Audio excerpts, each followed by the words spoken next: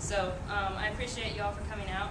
Kortney Blythe is joining us from Washington, D.C. She's with the Students for Life of America, and they are a national organization helping all the groups that are on campus promote. Tonight she will be speaking about feminism, modern feminism, and what that looks like in today's viewpoint. Just a note that on November 4th, we will be having a student-parent dinner. It's for anyone who is a student, who is also a parent. It's a dinner in their honor, basically saying, you know, I know it's tough to go to school and raise a kid. So if you guys would know of anybody that fits that, there's orange flyers up on the table. If y'all could grab one and pass it along to them. It's on November 4th. So, and there's free babysitting during the dinner and all of that. So we would appreciate that. And as well as we'll have comment cards. And if you guys would like to know more about our group, please sign up on the table. At this time, I'd like to present Kortney Blythe.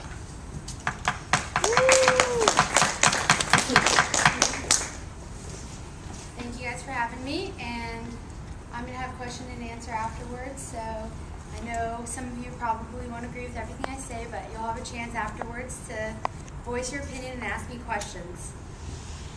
Thanks for being here. Feminism is a word that was once associated with noble things, like voting rights and equal pay. But I believe, and what I will talk about today, is that it's been usurped by counterfeit feminists who say that the only litmus test to be a feminist is supporting abortion. Today I'm going to discuss 3 categories of feminism, and these are self-proclaimed feminists. First would be the feminists of old from the 1800s, and these are the ones you guys have probably heard of that fought for women's rights to vote.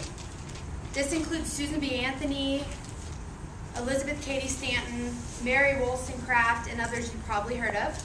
And their motivation was to correct the perverted view of women in the culture and to restore true equality to women. They wanted women to have a voice, to be able to vote, and to have fair wages for work outside the home. Then the second kind of feminist is those that emerged in the 60s and 70s, which you guys are probably pretty familiar with. You probably think of them as the ones who burned their bras, and there's been movies made about the feminist movement of the 60s and 70s. And they now perch under the banners of NOW, which is National Organization of Women. You'll hear me refer to them as NOW. And the Feminist Majority. Those are probably the 2 main feminist groups that emerged in the 60s and 70s. And they would like you to believe that they're the pure form of feminism. But I will demonstrate that, in fact, their brand of feminism is actually detrimental and even deadly to women.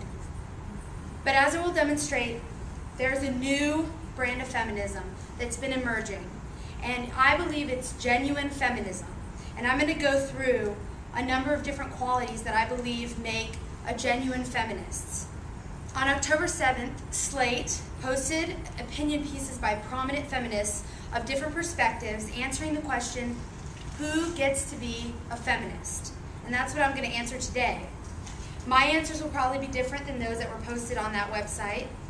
And I'm going to give you 5 things that all begin with E, so that it's easier to remember and you kind of have something to refer back to. I'm going to list them first, and then I'm going to go through each of them individually and explain what I mean by them. So the 5 essential qualities that I believe make a genuine feminist are: true feminism encompasses all women.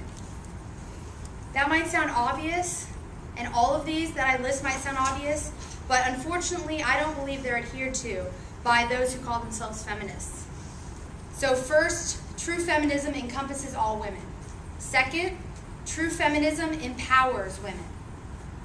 Third, true feminism eliminates coercion. Fourth, true feminism embraces the female nature, or the natural woman. And last, true feminism endures. So we have encompasses all women, empowers women, eliminates coercion, embraces the natural woman, and endures. Those are the 5 things I'm going to discuss today. And as we apply these 5 criteria to the 3 variations that I mentioned earlier, Let's see which of the generations actually hold up to those criteria. First, true feminism encompasses all women. In the 60s and 70s, I believe feminism took a wrong turn. Two men who wanted to legitimize their illegal abortion practice and make more money convinced feminists to insert abortion into their platform, because before that, it was not involved in the feminist platform. In fact, the first version of Feminist Mystique, which is a well-known feminist book, had no mention of abortion whatsoever. It wasn't until the second version that it was added. And even in the 60s and 70s, it was only a small matter, a lesser issue.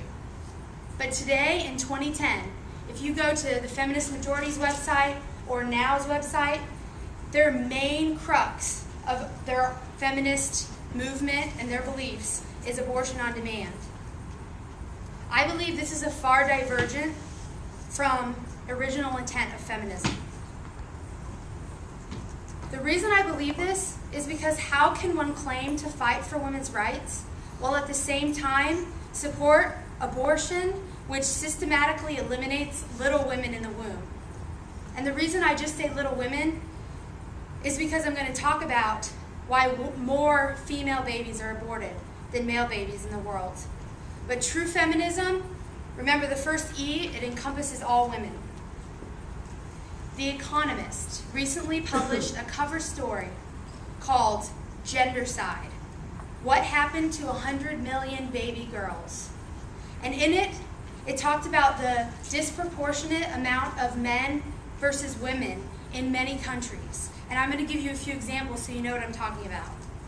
In India, there are 115 boys for every 100 girls. In Vietnam, it's 123 boys for every 100 girls. And in some Chinese provinces, there are 130 boys for every 100. Now, when you're thinking of just 100 to 130 in a room, it wouldn't seem like much. You wouldn't really see the difference. But if you think of it in big picture, in terms of demographics and in terms of the size of China, that means that for every 1.3 million boys, 300,000 of them have no chance of finding a wife or a girlfriend. There's 300,000 men who are out of luck. And because of that, trafficking of women and little girls is rampant. You guys have probably seen the movie Taken, where they get kidnapped and they get taken into slavery and sex trade. That's a reality. And it's a reality because there's a shortage of women in the world because of sex selection abortion. 100 million baby girls have been killed for the crime of being female. That alone. And as children become more and more devalued, it's just getting worse. The numbers are becoming more disproportionate. But I'm sorry to say that NOW and the feminist majority are silent on this matter. They're not taking a stand, because doing so would compromise their sacred rights to abortion. It would compromise what they believe is the crux of the feminist movement today. But I believe true feminism encompasses all women, so we should be speaking out against this trafficking and against sex selection of abortion, because true feminism encompasses born and preborn women. According to many counterfeit feminists, and that's what I'm going to call them, because I'm going to try and show you why I believe they're counterfeit feminists, women in favor of preborn rights and against abortion cannot be feminist. But a recent Gallup poll showed that 49% of women say that they're pro-life. So how can a group claim to represent women when they basically disregard 49, or almost half, of all they claim to represent, all their constituents? Doesn't really sound very pro-woman. If feminists are supposed to be pro-choice, right, wouldn't that mean all choices? But why is it that adoption is nearly always demonized or spoken of in negative terms, even though it's one of the many choices? And why aren't women offered all their choices?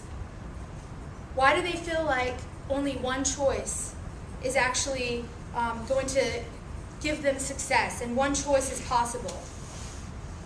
And this leads me to quality number 2. True feminism empowers women. And what do I mean by that? Empower means different things to different people, but we live in a world that claims that feminism means telling a woman she has to choose between school and having a baby. She has to choose between a career and having a baby. She has to choose between her future and her dreams and having a baby. But what happened to the feminism that tells people, it doesn't matter what other people tell you, you can do all of it. You can be a student and a mother. You can have a career and be a mother. What happened to that? These women enter abortion facilities and they're told, well, you're young, you have a bright future, you should just get an abortion, it's the best thing. And so they're left feeling like it's their only option. Those who work in Planned Parenthood facilities and who claim to be feminists intimidate the already terrified pregnant women into thinking that they can't handle being a mom at this time. And they make the situation seem dire and hopeless. A woman who's counseled this way doesn't leave with hope. She doesn't leave feeling empowered. She leaves feeling weak and helpless. But I believe that true feminism empowers women with a yes you can attitude. Makes them feel like they can stay in school, pursue their dreams, and have this child. So you've probably heard a lot of people claim that certain religions are anti-feminists. For instance, like Christianity is anti-feminism. They call it oppressive to women and misogynistic. But I actually contend, whether you believe in the Bible or not, doesn't really matter for this, but that the Bible's short section in Proverbs about women is more empowering than the feminists that I call counterfeit feminists. Proverbs 31, if you want to look it up at some point, you can Google it, says that a woman of noble character owns her own clothing business and actually makes the clothes, goes into the field, works the field, brings food in for her family. So she's got a business, so she works, she gets food, she keeps her family warm, she's respected, and it goes on and on. It's a whole list, a whole chapter. So compare that to what abortion facilities tell women. No. If you're in school, you should just get an abortion. You can't handle this. No. If you have a career, this wasn't in your plan, you can't do both. Go ahead and get an abortion. So which sounds more empowering? Genuine feminists build up women. They offer love and support to scared pregnant mothers. They tell them they're valuable, their child is valuable, and no one can pressure them into getting an abortion. I believe that genuine feminists will pursue ways of making campus and the workplace more pro-mothers and more pro-women.